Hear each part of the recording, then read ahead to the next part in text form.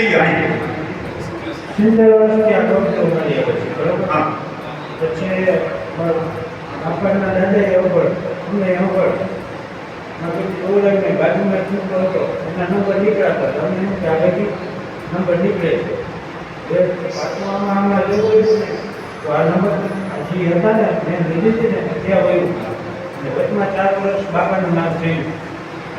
જમીનનો હાથ નંબર તમારા નામે કેટલું છે? કેટલા વીઘા છે? તમારા નામનો હાથ નંબર કેટલા વીઘા છે? 8 વીઘા. કબજો તમારો કેટલા વીઘાનો છે? કેટલા વીઘાનો છે? વીઘા કેટલા અંદાજે બોલો ને, આપણે ક્યાં માપવા જાવ પડી લઈ. તો 7 વીઘાનો આપણો હાથ નંબર હોય ને એટલું જ આપણું કહેવાય. વધારાની જમીન આપણી કહેવાય એ સીધે સીધો દિવાળીઓ હિસાબ છે. ભલે તમે વાવતા હો વર્ષો, આપણા નામે કોઈ દી હતું જ નહીં. દાદાએ લીધેલો હોય તો રેવન્યુ રેકર્ડમાં ચડે. રેવન્યુ રેકર્ડમાં ચડેલો હોય તો તમારો હોય. હાથ નંબર તમારા નામે કેટલા વીઘા છે તમે પેલા પૂછ્યું.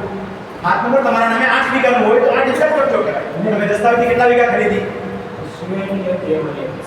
જો કાયદો છે એ લખેલું બોલશે. હું જે પૂછું છું એ કાયદા અનુસારની જ વાત કરું છું. એટલું જ તમને મળવા પાત્ર થાય. તમે મોઢાની બોલીથી લીધું હોય તો તમને મળવા પાત્ર થાય નહીં. દસ્તાવેજથી લીધું હોય તો દસ્તાવેજથી હાથ નંબરમાં ચડે ને હાથ નંબર તમારા નામે નીકળે, એ જ અધિકાર તમારો કહેવાય. બાકીનો કબજો કોનો છે એ મહત્વનો નથી. સરકારી કબજો હોઈ શકે, અનનોન વ્યક્તિનો હોઈ શકે, કોઈ બીજી વ્યક્તિ જેને ખબર નથી એનો પણ હોઈ શકે. સમજાણું? એ તો ગોતતો આવે તેની ખબર નથી કાઢો.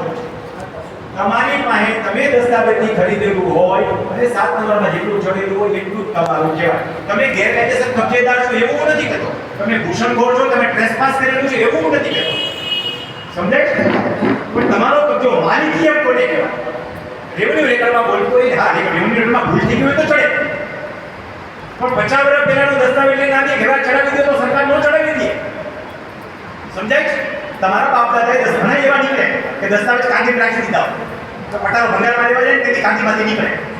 એ દસ્તાવેજ રેવન્યુ રેકર્ડમાં ન ચડે, જેની હોવા છતાંય ન ચડે. કોઈ પણ વસ્તુની ટાઈમ લિમિટેશન એક્ટ તો હોય ને, ટાઈમ લિમિટેશન એક્ટની અંદર દસ્તાવેજની એન્ટ્રી પડે, જે દસ્તાવેજની એન્ટ્રી ન પડે. સમજે? કઈ કાયદાની જોગવાઈઓ તો હોય ને.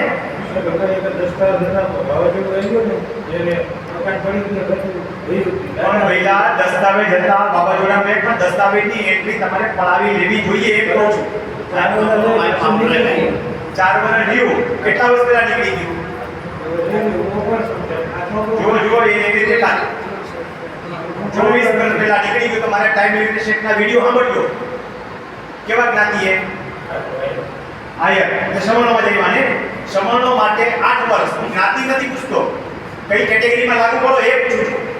કે સમણો માટે 8 વર્ષથી વધારે ડિલે કોન્ટેન્ટ મળે નહીં. એસટી વાળા હોય ને એસસી વાળા હોય તેને 12 વર્ષ મળે.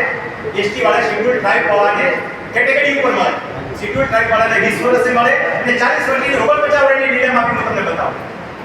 કે શેડ્યુલ ટ્રાઇબ એટલે આદિવાસી છોડ. શેડ્યુલ ટ્રાઇબની ભાઈનો ગુજરી ગયા પછી પેટમાં બાળક હોય, એ મેચ્યોર થાય, અભણ હોય. બરાબર સમજો? જે બાઈ હતી એ શેડ્યુલ ટ્રાઇબની હતી, અભણ છે, એનો છોકરો અભણ છે અને ગુજરી જાય છે તો એના છોકરાને આટલા વર્ષની ડિટેલમાં બી મળે, આપણને ન મળે. આપણે પહેલેથી બૌદ્ધિક પ્રજા છીએ. સમજાણું? તો ડિલે કોન્ટેન્ટ અરજીઓ જ્યારે કોઈ એડવોકેટ કરતા હોય ત્યારે એમને લાઈવ ડિલે કરતો તો ન કરાવાય. ડિલે માફી ક્યારે મળે ફરીને કહું, સમણોને 8 વર્ષથી ઉપરની ડિલે માફી મળવી અઘરી છે. આ સ્પેશિયલ કેટેગરી એમાં લાગે કે વિધવા બાઈ હોય, પેટમાં બાળક હોય, ઘરવાળો ગુજરી જાય છે, પોતે અભણ છે અને એ બાળક જે 18 વર્ષનો થાય પછી 3 વર્ષ એને મળે, 21 સુધી ડિલે માફી એને મળે. સ્પેશિયલ કેટેગરી થઈને દરેક માણસની સ્પેશિયલ કેટેગરીનો બેનિફિટ લઈ શકે નહીં. શેડ્યુલ ટ્રાઇબને મેં તમને કહું સમજાવી દીધી કે તમારી ડિલે માફી તમને મળે નહીં 24 વર્ષ. સમજાણું? આના માટે કોઈ કોર્ટમાં જતા નહીં. કોઈ એમ કહે કે હું તમને જીતાવી દઉં તો પછી મારી પાસે આવજો કે